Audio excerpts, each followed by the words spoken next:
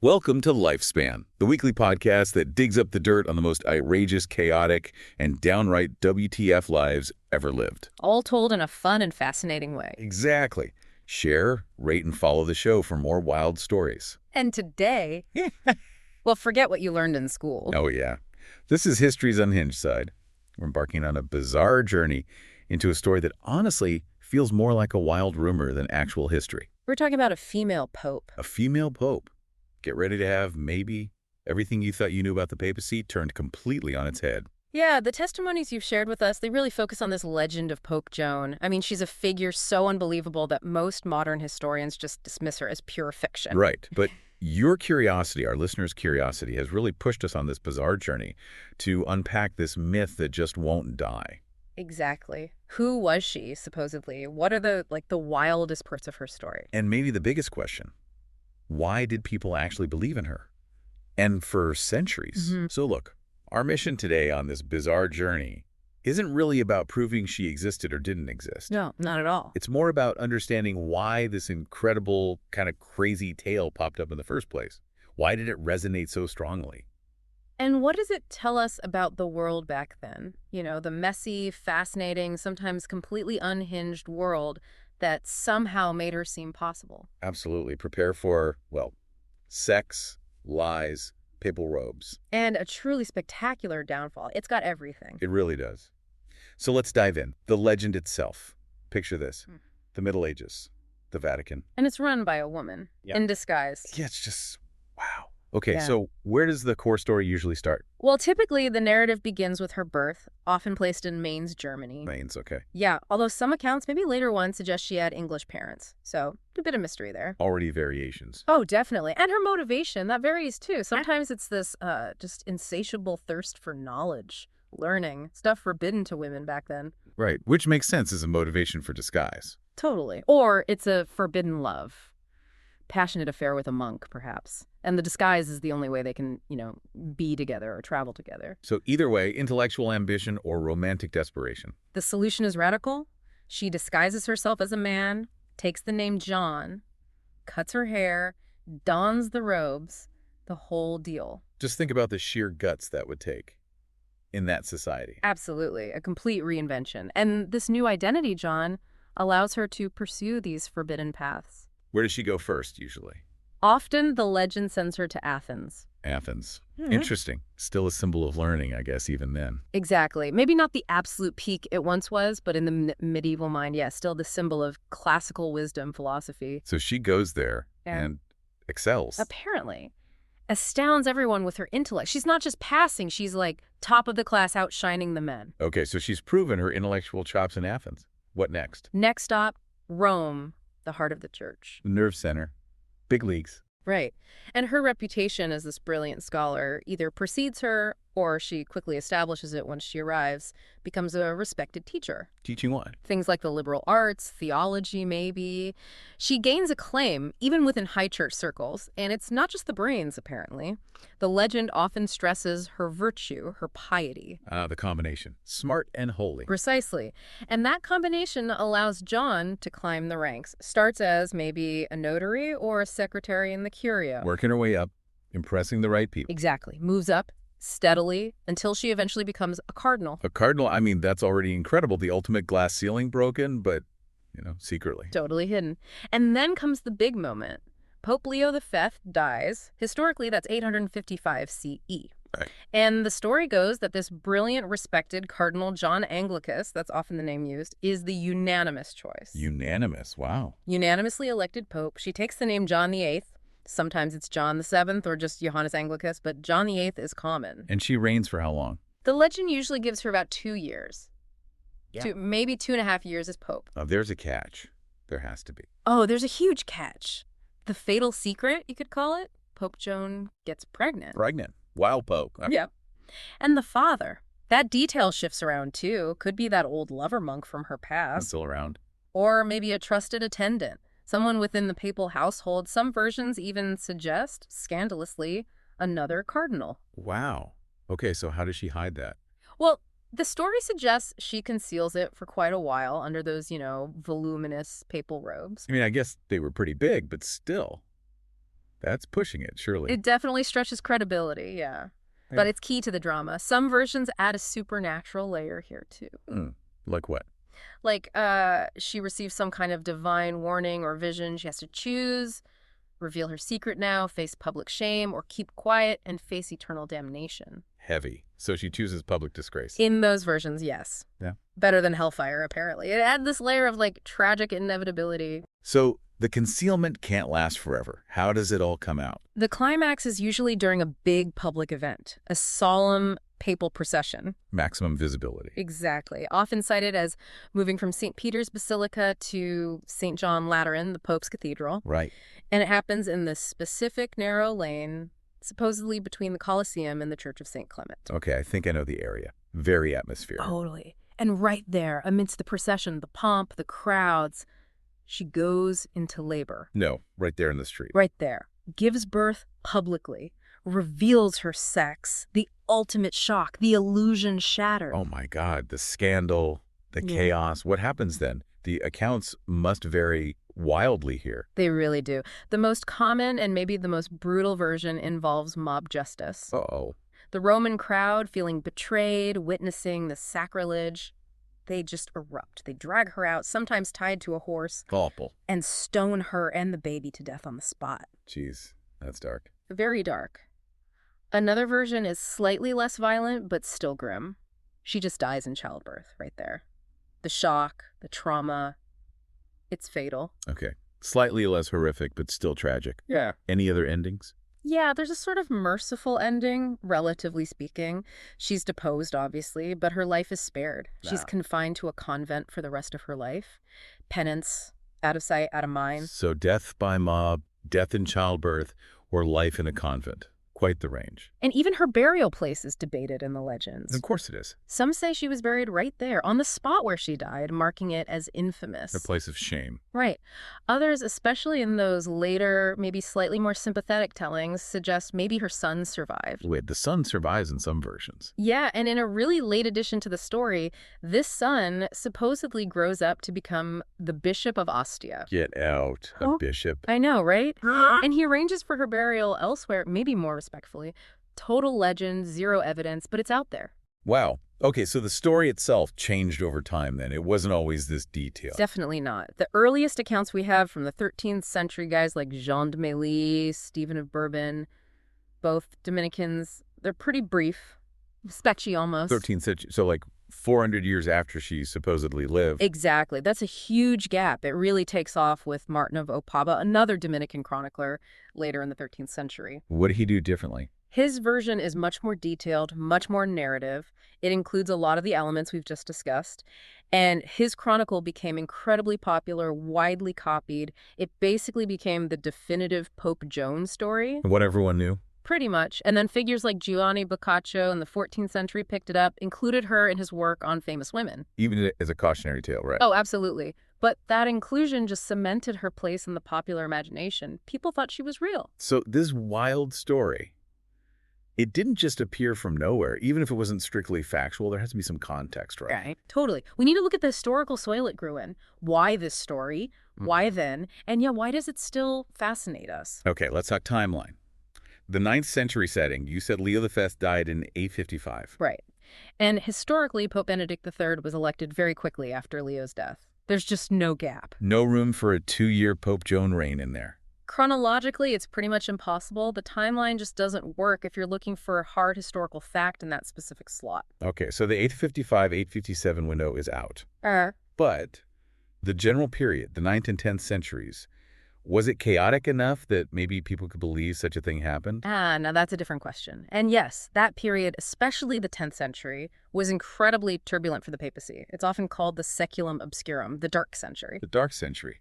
Sounds ominous. It was. You had immense corruption, popes being manipulated, even installed and deposed by powerful Roman aristocratic families. And specifically powerful women, right?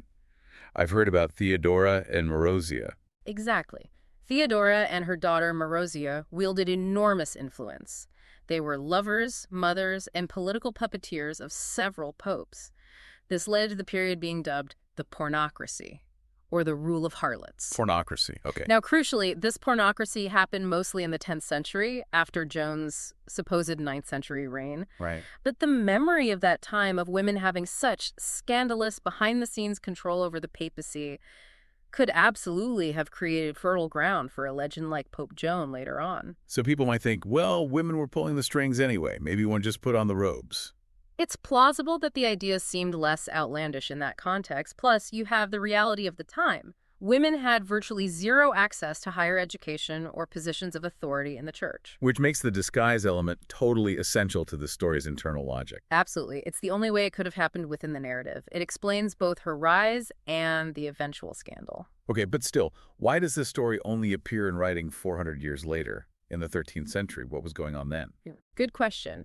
Well, as I mentioned, the first chroniclers were Dominicans. The 13th century saw the rise of these mendicant orders, Franciscans and Dominicans. Right, preachers. Exactly. And they were famous for using vivid, often sensational stories in their sermons. These were called exempla. Teaching stories.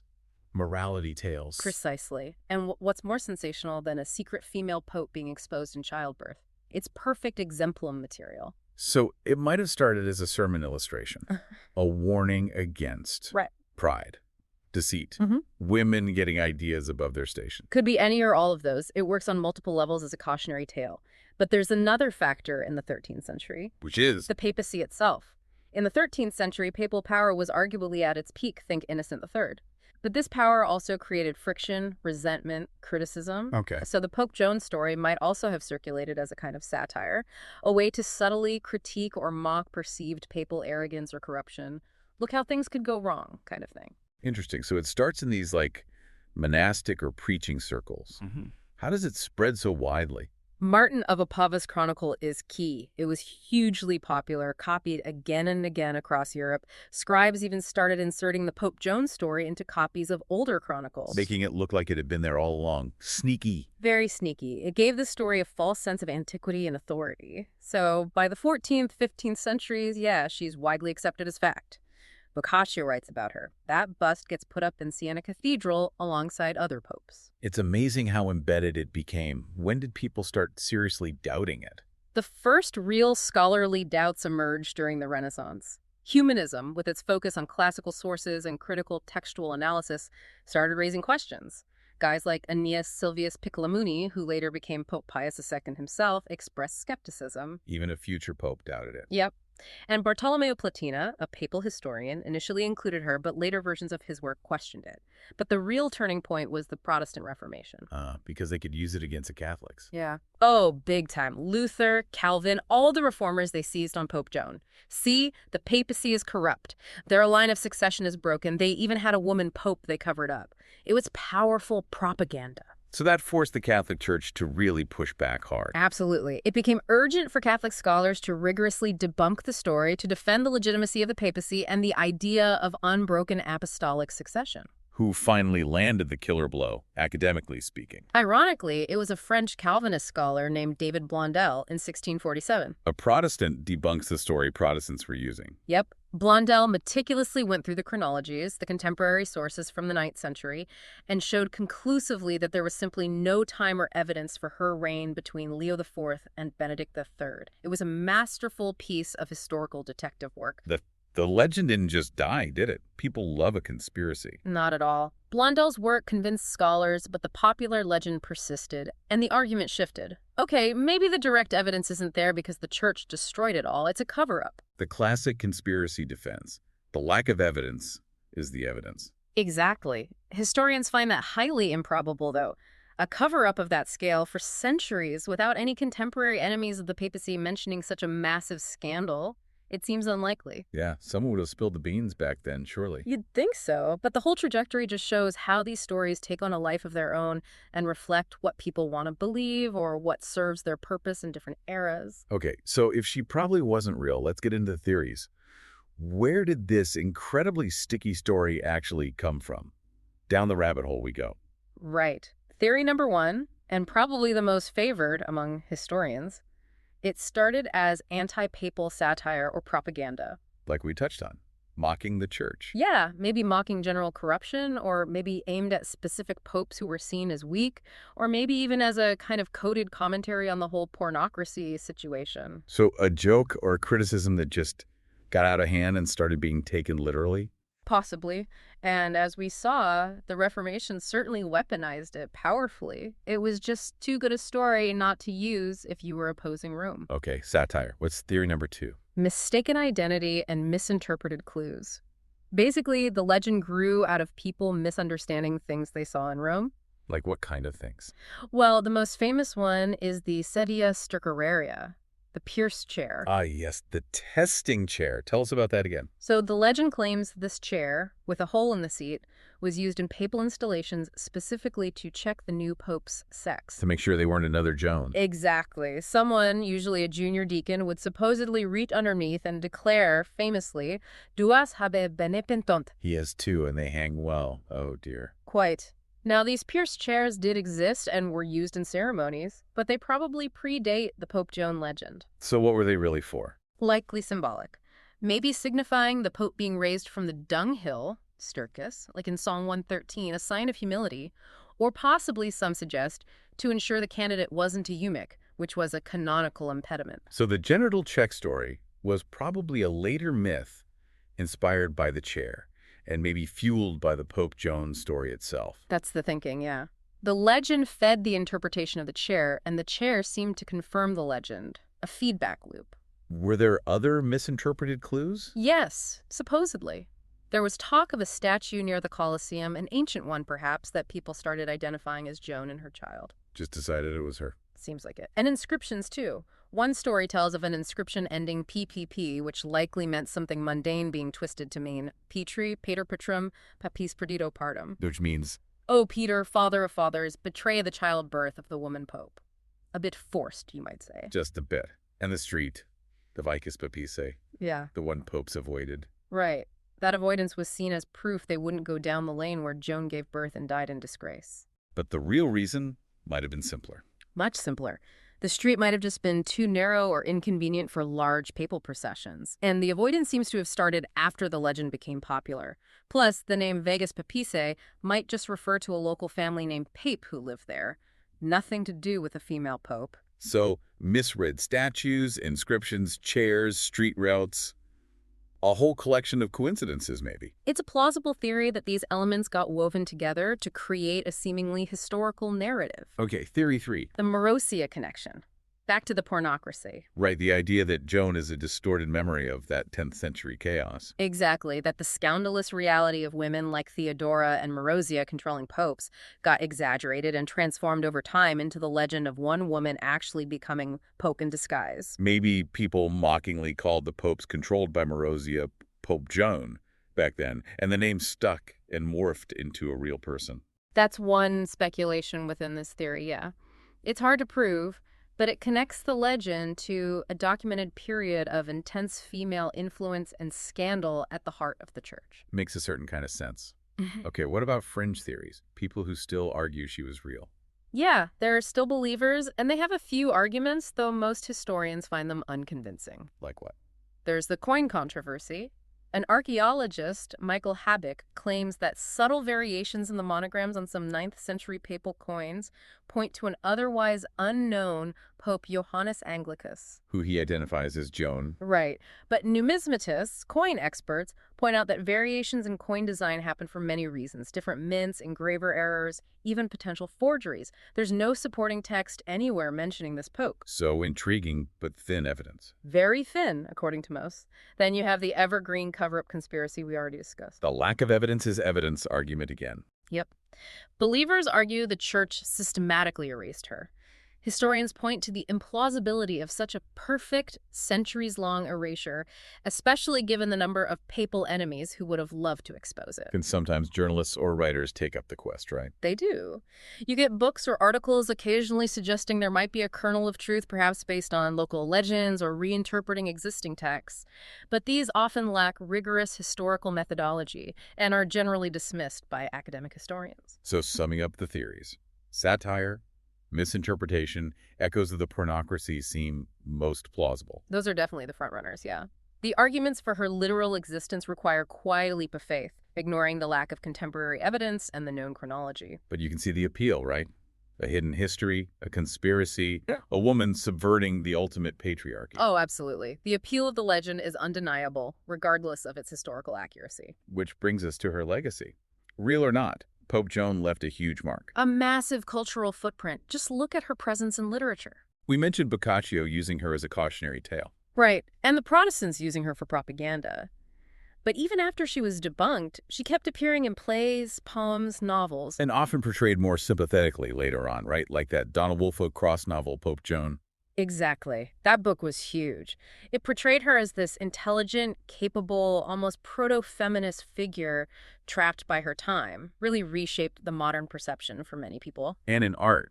We talked about the bust in Siena. Yeah, that Siena bust is key evidence of how accepted she was for a while.